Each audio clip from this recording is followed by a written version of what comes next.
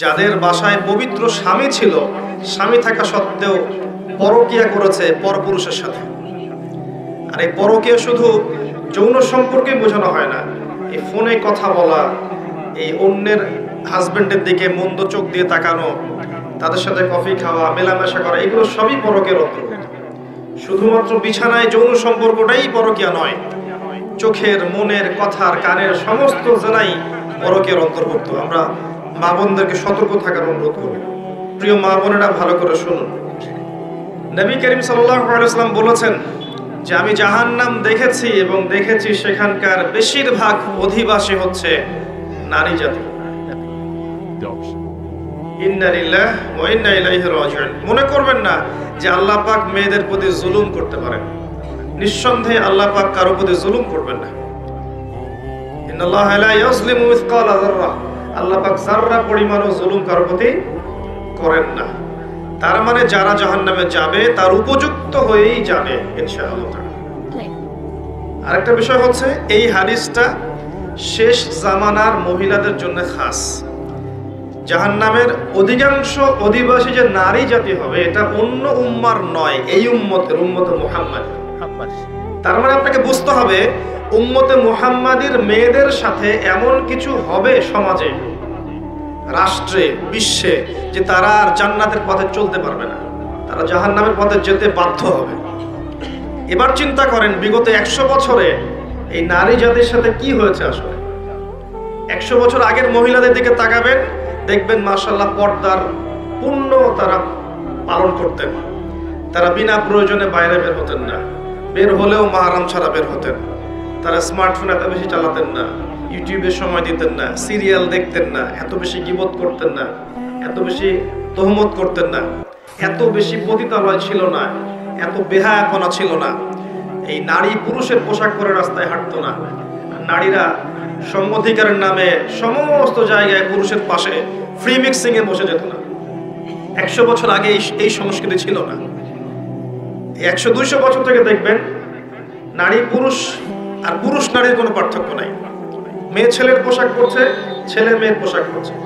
মেয়েরা শহরে জিন্সের প্যান্ট আর গেঞ্জি পরে ঘুরছে। পার্লারগুলোতে মেয়েদের দৌরত্ব দেখবেন, রাস্তাঘাটে মেয়ের দৌরত্ব, বাজারে মেয়েদের দৌরত্ব, যেখানে তাকাবেন সেখানে নারী, পর্দার কোনো বালাই নাই। স্কুল, কলেজ, বিশ্ববিদ্যালয়ে দেখবেন নারী পুরুষের কোনো পার্থক্য নাই। ফ্রি মিক্সিং, ছেলে মেয়ে খোলামেলা মেলামেশা করছে এবং ব্যাপক জেনা ছড়াচ্ছে, ব্যাপক ধর্ষণ হচ্ছে, সংসার ভেঙে যাচ্ছে, পরকীয়া হচ্ছে, দুনিয়ার সিরিয়াল নিয়ে তারা ব্যস্ত হয়ে আছে। এবং এর পাশাপাশি কতটুকু আল্লাহকে সময় দিচ্ছে আপনারাই ভালো জানেন। এর পাশাপাশি উল্টা দিকে নাই কোরআনের আলো, নাই মাদ্রাসায় পড়াশোনা, না আছে তাদের তালিম, না আছে তাদের পিছনে মেহনত, না আছে এই মেয়েদেরকে আপনার দিনের পথে নিয়ে আসার কোনো প্রচেষ্টা, না আছে 5 ওয়াক্ত সালাত, না পরিবারের পর্দা, না ইসলামী অনুশাসন, না সংস্কৃতি, এগুলো উঠে গেছে। এর ফলশ্রুতিতে বিগত 100 বছর আপনি দেখবেন নারীরা জাহান্নামে যাওয়ার উপযুক্ত হয়েছে বলেই আল্লাহর রাসূল সাল্লাল্লাহু আলাইহি ওয়াসাল্লাম দেখে এসেছেন যে কিয়ামতের মাঠে এবং জাহান্নামের এই গহ্বরের মধ্যে নারীদের সংখ্যা হবে বেশি। তাছাড়াও আরো কারণ আছে, পুরুষদের তুলনায় মেয়েদের সংখ্যা বেশি। এটাও একটা কারণ যে মেয়েরা জাহান্নামে বেশি যাবে।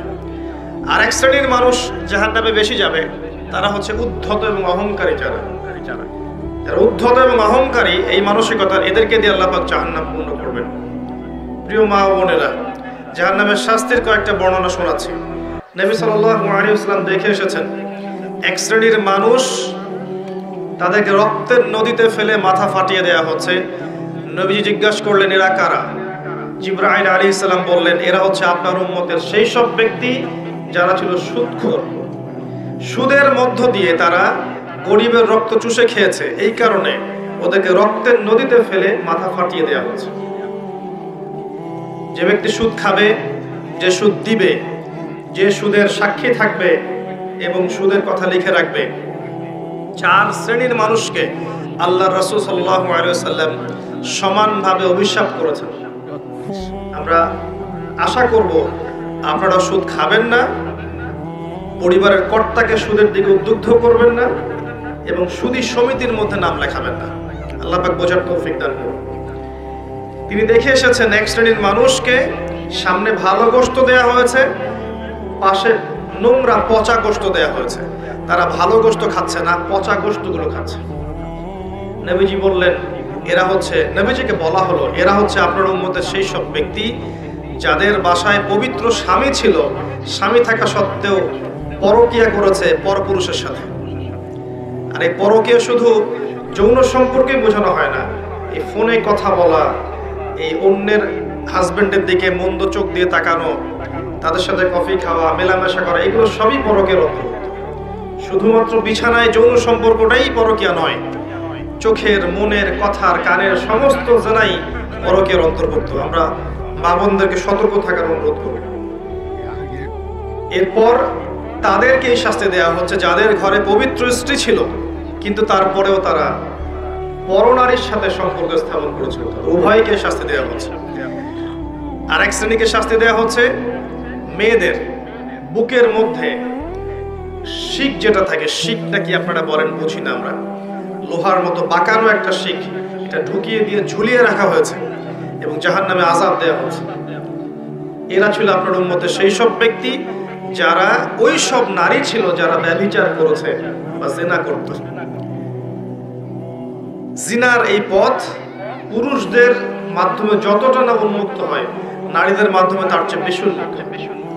যখন সমাজের বেশিরভাগ মেয়েরা বেপর্দায় ঘোরাফেরা করবে, তখন সমাজের মধ্যে জিনা বাড়বেই, ব্যভিচার বাড়বেই, ধর্ষণ বাড়বেই, পরকিয়া বাড়বেই, এবং সমাজের যে একটা নূরানি কাঠামো থাকে, রুহানি কাঠামো থাকে, আল্লাহ প্রদত্ত, এটা আর থাকবে না, ভেঙে যাবে। আমরা আমাদের মা বোনদেরকে অনুরোধ করব, ছোটবেলা থেকেই আপনার মেয়েকে, আপনার বোনকে পর্দা করতে শেখান। সম্ভ্রম একবার চলে গেলে এই বিশ্ব নেতারা, রাষ্ট্র নেতারা, অর্থনৈতিক নেতারা, সমাজের নেতারা কখনো সম্মানটুকু ফিরিয়ে দিতে পারবে না। আপনার আমার সম্মান আমাদেরকেই রক্ষা করতে হবে, আমাদের পরিবারের মূল্যবোধ আদর্শ আমাদেরকেই রক্ষা করতে হবে। এদিকে দাজ্জালের অনুসারী এবং শয়তানের অনুসারীরা কানের পাশে অনেক স্লোগান দিতে থাকবে, এই স্লোগানে আপনার কান দেয়া যাবে না। আল্লাহ পাক বোঝার তৌফিক দান করুন, আমিন। আর অনেক শাস্তি তিনি দেখে এসেছেন যে ব্যভিচারীদেরকে এমন চুলার মধ্যে রাখা হয়েছে যার নিচের দিকটা প্রশস্ত, সামনের দিকটা সরু, নিচ থেকে আগুন জ্বলছে, উপর থেকে দাউ দাউ করে, আর মানুষগুলো নগ্ন অবস্থায় নিচ থেকে উপরে চলে আসছে। তিনি আরো অনেক শাস্তি দেখেছেন যে এতিমের মাল যারা ভক্ষণ করছে ওদের শাস্তি দেখেছেন, যে তারা বড় বড় আগুনের এক একটা দলা এগুলো নিয়ে গিলছে, পেটের ভিতর চলে যাচ্ছে, পিছনের পথ দিয়ে বের হয়ে যাচ্ছে। যারা সালাত আদায় করতো না তাদের শাস্তি তিনি দেখে এসেছেন, যে তারা শুয়ে আছে এবং মাথার উপরে দুইজন ফেরেশতা দাঁড়িয়ে আছে, তাদের হাতে বড় পাথর আছে, এই পাথর দিয়ে তারা মাথা ফাটিয়ে দিচ্ছেন, মাথাটা চূর্ণ বিচূর্ণ হয়ে যাচ্ছে এবং সেই পাথরটা ছিটকে অনেক দূরে চলে যাচ্ছে। এরপর সেই পাথর তারা আবার আনতে যাচ্ছেন, এই ফাঁকে এই মাথাটা আবার আগের জায়গায় চলে আসছে, আবার পাথরে নিয়ে আবারও মাথার উপরে আঘাত করে মাথাটাকে চূর্ণ বিচূর্ণ করা হচ্ছে। কাদের শাস্তি? যারা ফরজ নামাজ পড়তো না, ঘুমিয়ে থাকতো। নবী সাল্লাল্লাহু আলাইহি ওয়াসাল্লাম বলেছেন, 4টা কাজ যদি কোনো মেয়ে করতে পারে, জান্নাতে যাওয়ার জন্য 8টা দরজা আল্লাহ পাক খুলে দেবেন ইনশাআল্লাহ। মাত্র 4টা কাজ কোনো নারী যদি করতে পারে, তার জন্য আল্লাহ পাক জান্নাতের 8টা দরজাই খুলে দেবেন ইনশাআল্লাহ। যে দরজা দিয়ে ইচ্ছা সে প্রবেশ করতে পারবে। তার প্রথম কাজ হচ্ছে, যেই নারী 5 ওয়াক্ত সালাত আদায় করে।